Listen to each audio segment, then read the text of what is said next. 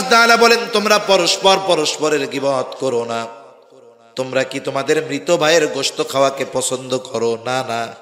ফাকারিহতুমু, তোমরা এটাকে অপছন্দ করো, অথচ গীবত করার মাধ্যমে কেমন যেন মৃত ভাইয়ের গোশত খাওয়া হয়। এজন্য রোজা শুধু না খেয়ে থাকলে হবে না, জবানের রোজা আছে, হাতের রোজা আছে, পায়ের রোজা আছে, চোখের রোজা আছে, কলবেরও রোজা আছে না নাই? এজন্য আল্লাহর নবী জানায় দেন রোজাদারের এই মুখের দুর্গন্ধ আল্লাহ তাআলার কাছে অনেক প্রিয়। এখন যদি গুনাহ করা হয় তাহলে ওই গন্ধটা তো আল্লাহর কাছে আর প্রিয় হবে না। এজন্য এই মাসে আল্লাহ রাব্বুল আলামিন কোরআন নাজিল করেছেন, সাথে সাথে জানায়া দিলেন এটা হুদাল লিন্নাস, গোটা মানব জাতির জন্য হেদায়াত, পথ প্রদর্শক। আবার আল্লাহ তাআলা কোরআনের ব্যাপারে সূরা বাকারার একবারে শুরুতেই বলেন আলিফ লাম মিম যালিকাল কিতাবু লা রাইবা ফীহি হুদাল লিল মুত্তাকিন। আল্লাহ তাআলা বলেন কোরআন হলো হুদাল লিল মুত্তাকিন। আবার আল্লাহ এই জায়গায় বলতেছেন হুদাল লিন নাস, হুদাল লিল মুত্তাকিন, মুত্তাকিনদের জন্য হেদায়াত।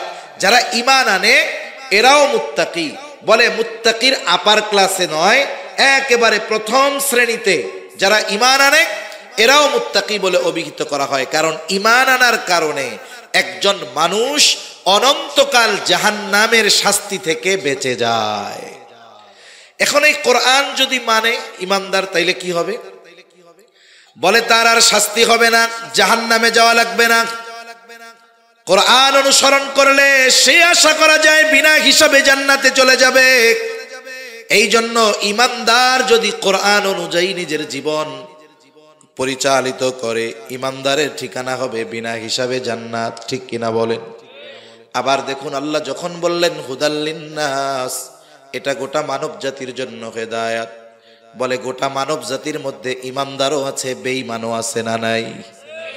বেঈমানও আছে।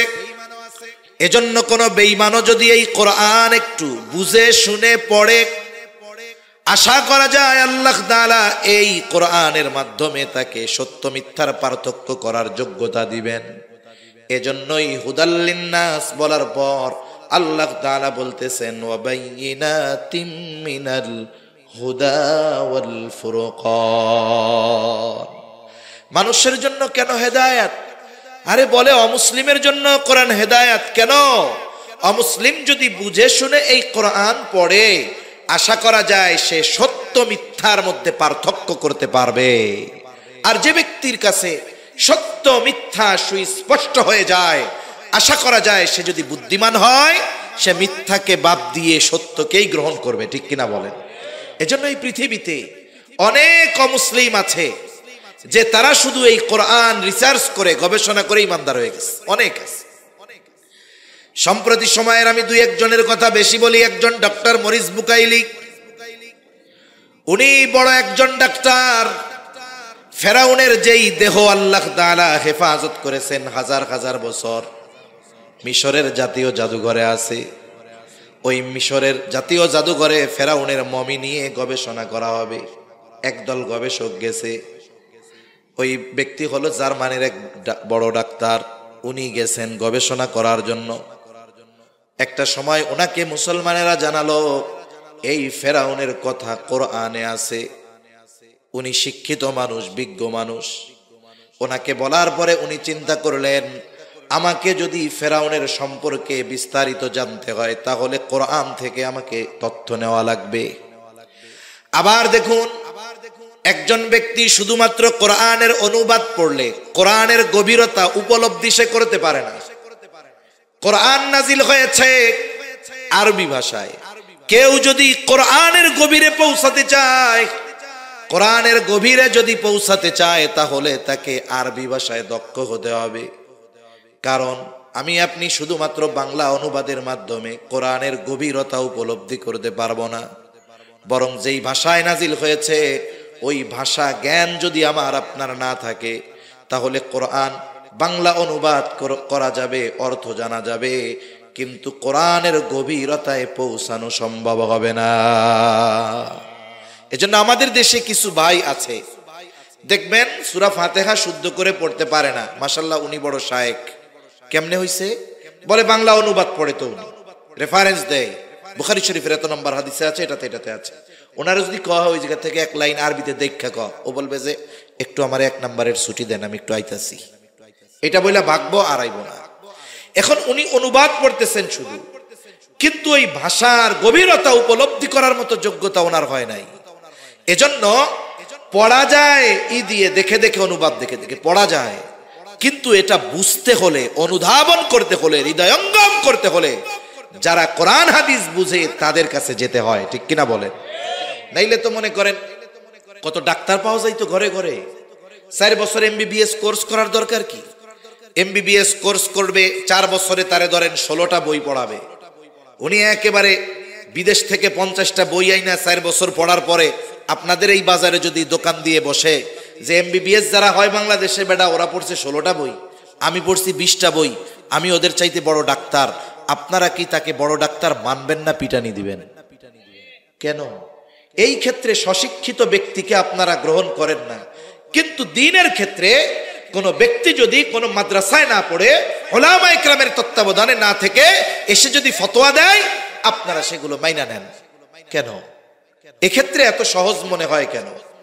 এজন্য কোরআনুল কারীম বোঝার জন্য, হৃদয়ঙ্গম করার জন্য ওই ভাষায় দক্ষ হতে হয়। তা না হলে ডক্টর মরিস বুকাইলিও বলতো, ঠিক আছে আমার একটা দা নোবেল কোরআন দাও ইংলিশ ট্রান্সলেশন, ইংরেজি অনুবাদের, আমি ওইটা পড়ে পড়ে বুঝে নেই। উনি অতটুকু বিষয়ের গবেষণা করার জন্য আরবি ভাষা শিখতে চেয়েছেন। সৌদি আম্বাসিরে বলছেন যে আমাকে একজন বিজ্ঞ ব্যক্তি দেন, আমি যার থেকে ভাষাটা শিখতে চাই আগে। এরপরে উনি আরবি ভাষা শিখলেন, কোরআন গবেষণা শুরু করলেন। ওনার উদ্দেশ্য ছিল শুধুমাত্র ফেরাউনের এই বিষয়টা নিয়ে গবেষণা করবেন, কোরআনে কি কি তথ্য আছে। কিন্তু আল্লাহর বান্দা যখন কোরআন পড়া শুরু করেছে, অনুবাদ তো পড়ে না, বলে আরবি ভাষায় দক্ষ হয়েছে। এবার যখন কোরআন পড়ে আস্তে আস্তে তার হৃদয়ের মধ্যে পরিবর্তন আসতে থাকলো। ফেরাউন নিয়ে গবেষণা করতে গিয়ে কোরআন পড়ে আল্লাহর বান্দা ঈমানের মতো দৌলত লাভ করে গেল। কেন? এই কোরআন বুঝতে পেরেছে, পড়েছে, আর সত্য আর মিথ্যা তার কাছে সুস্পষ্ট দিবালোকের ন্যায় হয়ে গেছে। সুবহানাল্লাহ। এই 2-3 বছর আগে নেদারল্যান্ডের একজন পার্লামেন্ট মেম্বার, কট্টর ইসলাম বিদ্বেষী, আল্লাহর বান্দা মুসলমানদের নিয়ে, ইসলাম নিয়ে, হিজাব নিয়ে, আমাদের নবীকে নিয়ে কম উল্টাপাল্টা বলে নাই। উনি চিন্তা করলেন আরো বেশি উল্টাপাল্টা যদি বলতে হয় তাইলে আমাকে মুসলমানদের ব্যাপারে আরো জানতে হবে। এজন্য এই পৃথিবীতে ইসলাম বিদ্বেষীদের অনেক মাদ্রাসা আছে, অনেক মাদ্রাসায় ইসলাম বিদ্বেষীরা খরচ করে তাদের পড়ায়। কেন পড়ায়? আলেম বানানোর জন্য? না না, ইসলামের গভীর জ্ঞানগুলো জেনে এগুলো মানুষের মধ্যে কেমনে সংশয় সৃষ্টি করা যায়, কোন জায়গা মানুষের সামনে বললে মানুষ ধোঁকায় পড়ে যাবে, এই বিষয়গুলো। কিছু বিষয় আছে হৃদয়ঙ্গম করার ক্ষমতা মানুষের নাই। আমার আগে ভাই বলছে যে কিছু বিষয় আছে, ইসলাম, কোরআন, আল্লাহর সব বিধিনিষেধ যৌক্তিক, কিন্তু সব কিছু বোঝার যোগ্যতা তো আল্লাহ আমাদের দেয় নাই, ঠিক না? আমি বুঝি আর না বুঝি, আমি বুঝি না বিধায় ওটা যে অযৌক্তিক এটা কখনো হতে পারে না। আমরা মানুষ, আমাদের জ্ঞান বড় সীমিত, আমাদের ইলম অনেক কম। এজন্য আমরা না বুঝলেই যে ওইটা ঠিক না, এটা কিন্তু কোনো বিষয় নয়। কেউ যদি ওই বিষয়ের উপরে ইস্তেকামাত থাকে যে আমি না বুঝলেই ওইটা বেঠিক, তাহলে তার দ্বীনের উপরে চলা অনেক কঠিন হয়ে যাবে, ঠিক কিনা বলেন? তা ওই ব্যক্তিও চিন্তা করলেন যে আমি কোরআন শিখতে হবে। উনিও আরবি ভাষা শিখছে, কোরআন নিয়ে গবেষণা করছে। ঈমান আনার জন্য না বিরোধিতা করার জন্য? একটা সময় উনি কোরআন পড়া শুরু করছে। সময়ের সাথে সাথে হৃদয়ের পরিবর্তন, সত্য আর মিথ্যা সামনে পার্থক্য হয়ে গেছে। বুদ্ধিমান মানুষ যে সত্য যখন সুস্পষ্ট দিবালোকের ন্যায় তার সামনে চলে আসে, আলোর দেখা যখন সে পেয়ে যায়, সে কখনো অন্ধকারে ফিরে যাবে না। ওই ব্যক্তি কট্টর ইসলাম বিদ্বেষী, কোরআন শিখছে, সত্য মিথ্যার পার্থক্য বুঝে গেছে, আলোর দেখা পেয়ে গেছে। এই কোরআনের বদৌলতে সে ঈমান গ্রহণ করেছে, অন্তরে তার হেদায়েতের নূর প্রজ্বলিত হয়ে গেছে। এজন্য এই কোরআন সত্য মিথ্যার মধ্যে পার্থক্যকারী। একজন অমুসলিমও যদি নিরপেক্ষভাবে এই কোরআন তিলাওয়াত করে, বুঝে, আশা করা যায় কোরআনের কারণে তার সামনে ঈমানের দ্বার উন্মোচিত হয়ে যাবে। এজন্য হলো কোরআন গোটা মানব জাতির জন্য হেদায়েত। এরপরে আল্লাহ তাআলা বলেন, এই মাস শুধু কোরআন নাজিল করেছি এমন নয়, ফামান শাহিদা মিনকুমুশ শাহরা ফালইয়াসুম। আল্লাহ তাআলা বলেন, এই মাস যে পাবে সে যদি প্রাপ্তবয়স্ক হয়, বালেগ হয়, মুকিম হয়, অক্ষম যদি না হয়, অসুস্থ যদি না হয়, অবশ্যই সে যেন এই মাসে রোজা রাখে। তাহলে রমজান মাস, এই মাসে রোজা ফরজ। কি ফরজ? জোরে বলেন, রোজা ফরজ। এখন এই রমজান আমরা অতিবাহিত করব কেমনে? এক নাম্বার, রোজা রাখার মাধ্যমে। রোজা রাখলে লাভ কি? আমি দুইটা কথা বলে শেষ করে দিব, বেশি লম্বা করব না, একেবারে সংক্ষিপ্ত। এক নাম্বার, রোজা রাখতে হবে। কি রাখতে হবে? জোরে বলেন, রোজা রাখতে হবে। এখন যদি কেউ মনে করে যে আমি সকাল সুবহে সাদিক থেকে নিয়ে একেবারে সূর্যাস্ত পর্যন্ত না খেয়ে থাকলাম, আমি বড় রোজাদার, এটা হলেই হবে না। রাসূলুল্লাহ সাল্লাল্লাহু আলাইহি ওয়াসাল্লাম বলেন, কিছু মানুষের রোজা হলো না খেয়ে থাকার নামান্তর। তার মানে সে শুধু না খেয়েই থাকে, কিন্তু অন্যান্য কোনো পরিবর্তন তার মধ্যে পাওয়া যায় না। আগেও গুনাহ করতো, চোখের গুনাহ, জবানের গুনাহ, হাতের গুনাহ, পায়ের গুনাহ, এখনো সব চলে, এখনো গুনাহ সব চলে, গানও চলে, নাটকও চলে, সিনেমাও চলে, শুধু না খাইয়া থাকে। তাহলে তার রোজা এটা হবে 33 পেয়ে পাশ করার মতো। তার মানে শুধুমাত্র ফরজটা আদায় হবে। বলেন তো, কেউ যদি সব সাবজেক্টে 33 পাইয়া পাশ করে, ও কোনো ইউনিভার্সিটিতে ভর্তি পরীক্ষা দিতে পারবে নাকি? ফর্মই তো তুলতে পারবে না।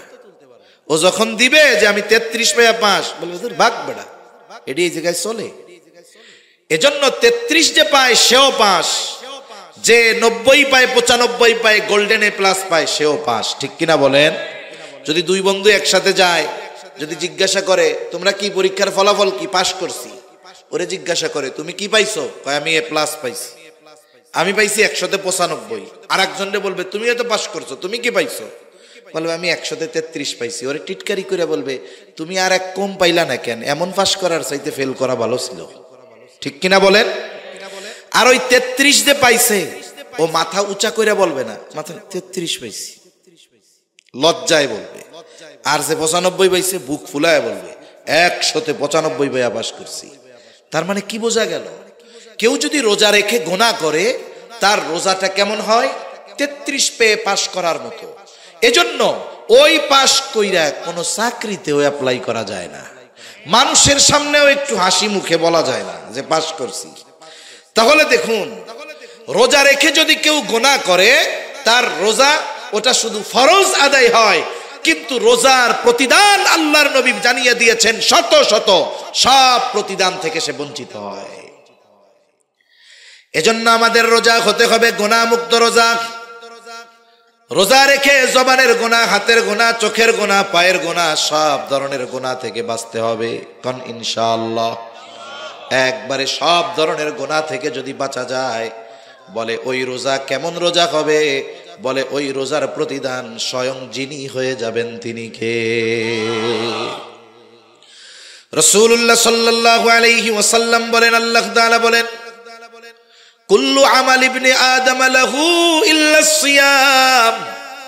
বনি আদমের প্রত্যেকটি আমল তার জন্য, রোজা ব্যতীত। কেন?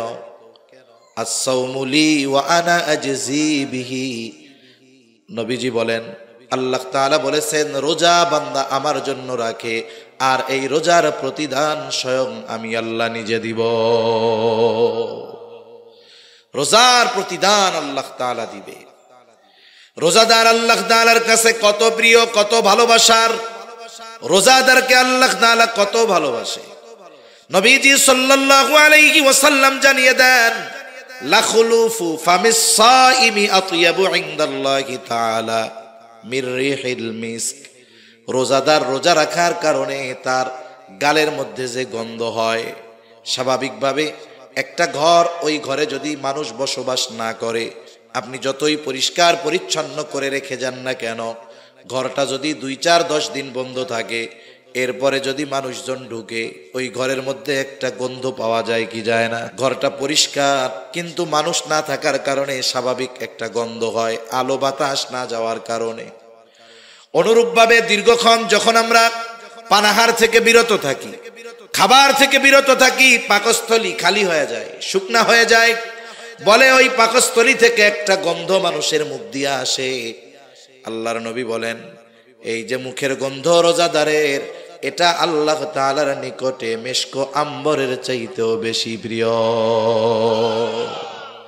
এখন যদি ওই রোজা রাইখা কেউ গীবত করে, অপরের দোষ চর্চা করে, গীবত করা মানে কি? মৃত ভাইয়ের গোশত খাওয়ার মতো।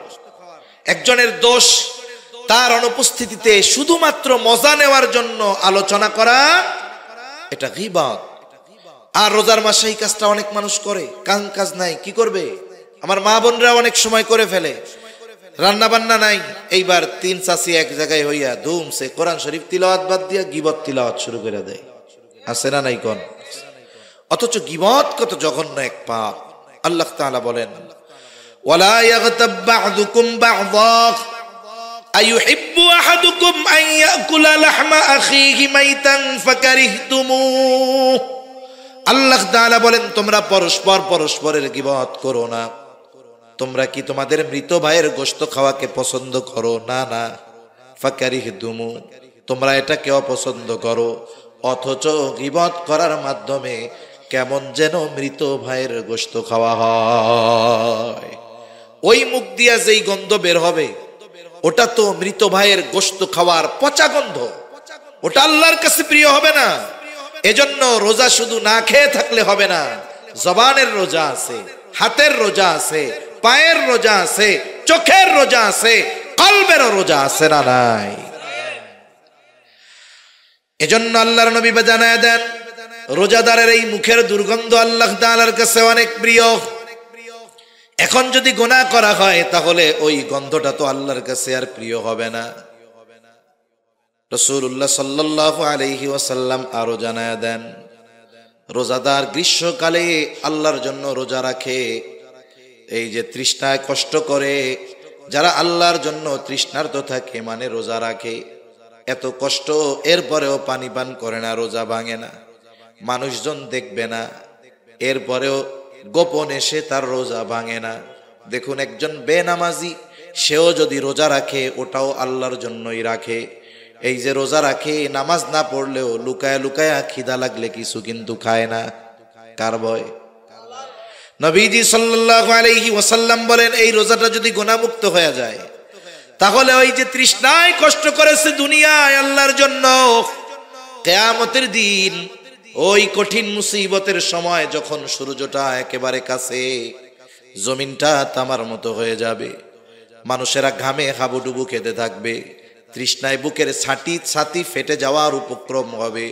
ওই কঠিন তৃষ্ণার দিনে দুনিয়ায় যারা আল্লাহর জন্য তৃষ্ণার্ত থেকেছে, তাদের পানি পান করাবে কে? রাসূল আকরাম সাল্লাল্লাহু আলাইহি ওয়াসাল্লাম জানায় দেন, রোজাদারের জন্য স্পেশালিটি কি? রাসূলুল্লাহ বলেন সাল্লাল্লাহু আলাইহি ওয়াসাল্লাম বলেন, ইন্না ফিল জান্নাতি বাবান ইউকালু লাহুর রায়্যান। জান্নাতের মধ্যে একটি দরজা আছে যেটার নাম হলো রায়্যান। অনেক সময় একই সেমিনার হলের মধ্যে, একই হলের মধ্যে গেস্ট কয়েক ধরনের থাকে। একটা থাকে জেনারেল গেস্ট, তাদের জন্য গেট আলাদা। আর একটা থাকে ভিআইপি গেস্ট, তাদের জন্য গেট আলাদা। আর একটা থাকে ভিভিআইপি গেস্ট, তার জন্য গেটও আলাদা, তার জন্য বসার জায়গা আলাদা, তার জন্য লাল গালিচা বিছায়া দেওয়া থাকে। ওই জেনারেল গেস্ট যদি ভিভিআইপি গেস্ট দিয়া ঢুকতে চায়, ঢুকতে দেওয়া হবে নাকি? রোজাদার যারা, ইমানদার রোজাদার যারা, এরা হলো ভিভিআইপি। বলে এদের জন্য স্পেশাল একটা দরজা যার নাম হলো রাইয়ান। ওই ভিভিআইপি গেটে দাঁড়িয়ে ভিভিআইপি গেস্টের জন্য অপেক্ষা করতে থাকে মানুষেরা, ফুলের তোড়া নিয়ে সংবর্ধনা জানানোর জন্য।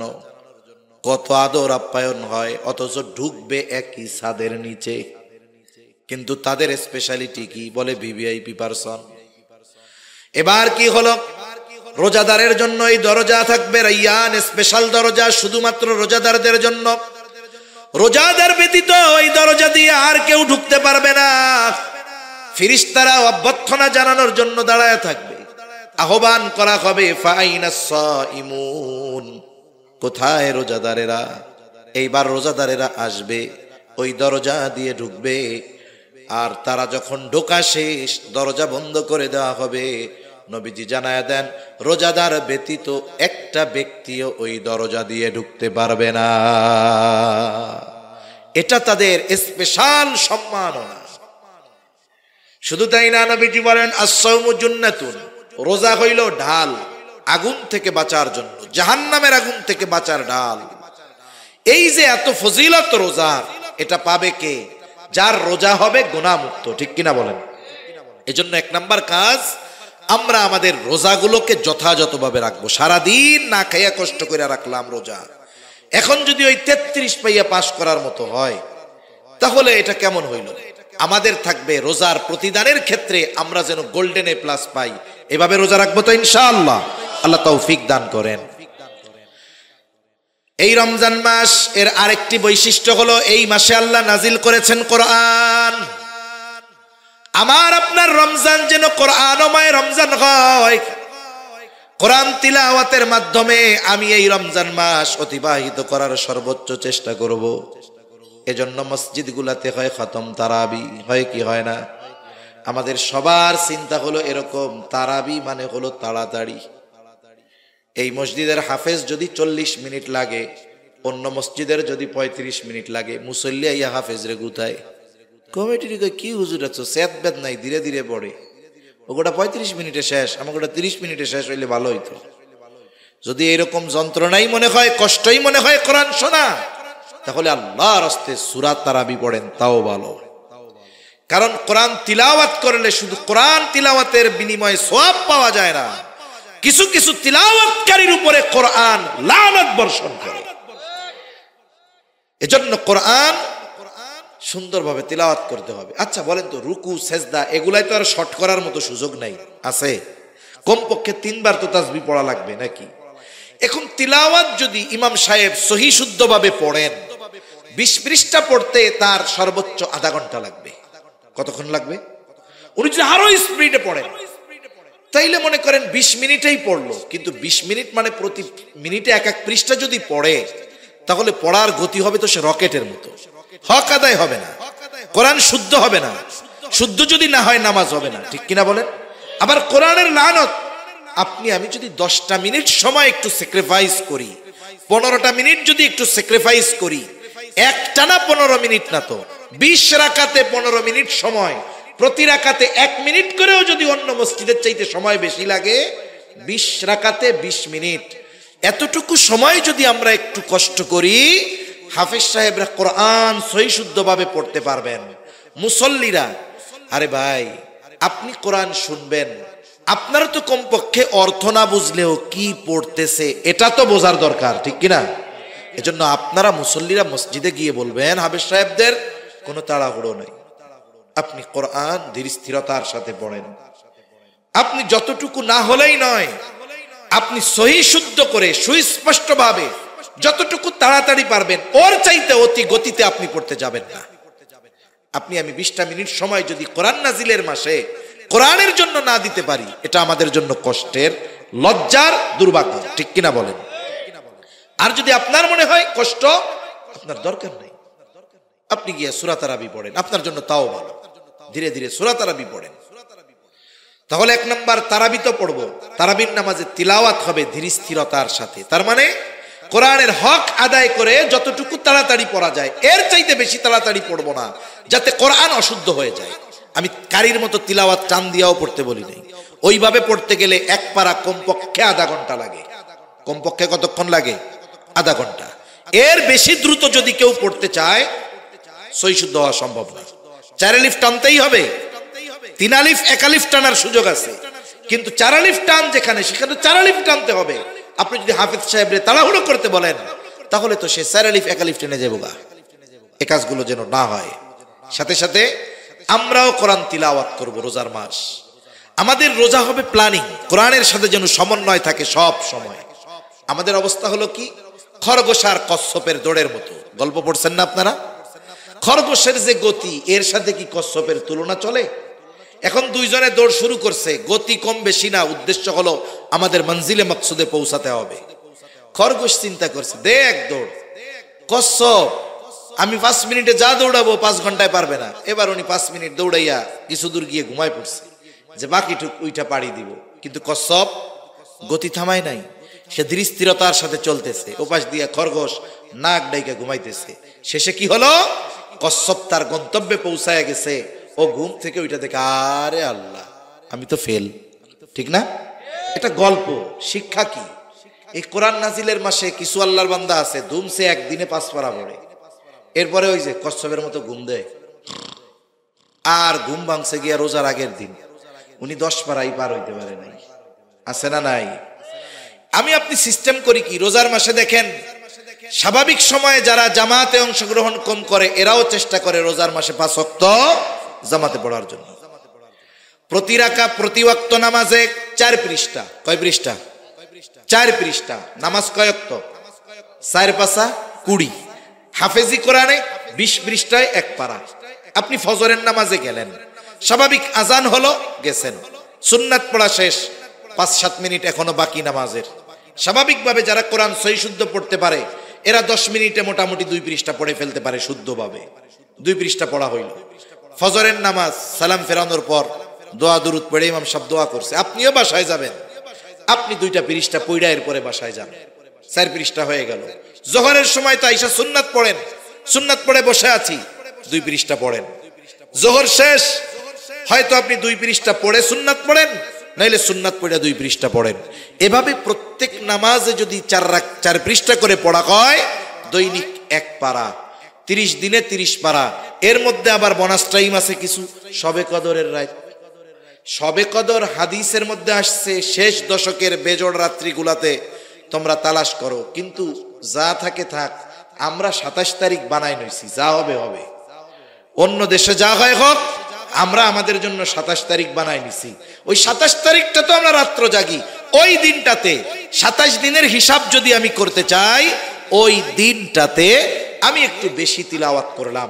অথবা আপনার যদি আরেকটু সুযোগ থাকে, আপনি এক কাজ করেন, প্রতি ওয়াক্তে প্রথম 6 দিন 1.5 পারা করে পড়েন এক এক দিনে। প্রতি ওয়াক্তে 6 পৃষ্ঠা। কয় পৃষ্ঠা? কথা বলে না, কয় পৃষ্ঠা? তাইলে 5 ওয়াক্তে কত হয়? 30 পৃষ্ঠা। হাফেজ সাহেবও 27 দিনে খতম দিবে, আপনিও 27 দিনে খতম দিবেন। যদি সুযোগ হয় একটু অনুবাদটা দেখবেন, তাফসিরে মাআরিফুল কোরআন থেকে একটু ব্যাখ্যাটা দেখবেন। এই 1.5 পারার মধ্যে যদি একটু নজর দিতে পারেন, সংক্ষিপ্ত তাফসির তাওজিহুল কোরআন আছে, লম্বা ব্যাখ্যা নাই, এটাতে আপনাদের বিরক্তি আসবে না। আপনি এক নজর বুলায় গেলেন যে অর্থগুলো কি বলছে, ওই জায়গায় টিকায় ব্যাখ্যাগুলো কি বলছে, একটা ধারণা আপনার চলে আসলো যে আজকের 1.5 পারায় আল্লাহ তাআলা এই কথাগুলো বলছে, আর এই বিষয়গুলোই আজকে তিলাওয়াত হয়েছে। তাহলে কি হলো? কোরআনের সাথে একটা সম্পর্ক তৈরি হয়ে গেল। এজন্য রাসূল সাল্লাল্লাহু আলাইহি ওয়াসাল্লাম কোরআন তিলাওয়াতের ব্যাপারে রমজান মাসে বেশি গুরুত্ব দিতেন। যতটুকু নাজিল হতো জিবরাইল আলাইহিস সালাম পুরাটা নবীজিকে শোনাতেন, নবীজিও পুরাটা আবার জিবরাইল আলাইহিস সালামকে শোনাতেন। এই যে দাওর করা, এটা দেখুন জিবরাইল আলাইহিস সালামের আমল, আমার আপনার নবীজির আমল। এজন্য আমার আপনার রমজানটা যেন কোরআনের সাথে অতিবাহিত হয়। এইভাবে যদি আমি আমার প্ল্যানিং করে রমজান মাস অতিবাহিত করতে পারি, দেখবেন কোরআনময় একটা রমজান হবে। আবার দেখুন এই কোরআন তিলাওয়াতের মাধ্যমে কত সওয়াব পাওয়া যায়। রাসূল আকরাম সাল্লাল্লাহু আলাইহি ওয়াসাল্লাম বলেন, কোরআনুল মান ক্বারাআ হারফাম মিন কিতাবিল্লাহি ফালাহু হাসানাহ। আল্লাহর কিতাব থেকে, কোরআন থেকে যদি কেউ একটা অক্ষর তিলাওয়াত করে, তার জন্য একটি হাসানা, ওয়াল হাসানাতু বিআশরি আমসালিহা। নবীজি জানায় দেন এক হাসানা সমান হলো 10টা নেকি। এখন কোন ব্যক্তি যদি একটা অক্ষর তিলাওয়াত করে 10টা নেকি, নবীজি বলেন লা আকুলু আলিফ লাম মিম হারফুন বাল আলিফুন হারফুন লামুন হারফুন ওয়া মিমুন হারফুন। তার মানে আলিফ যদি পড়ে সাথে সাথে তার কমপক্ষে 10টা নেকি হবে।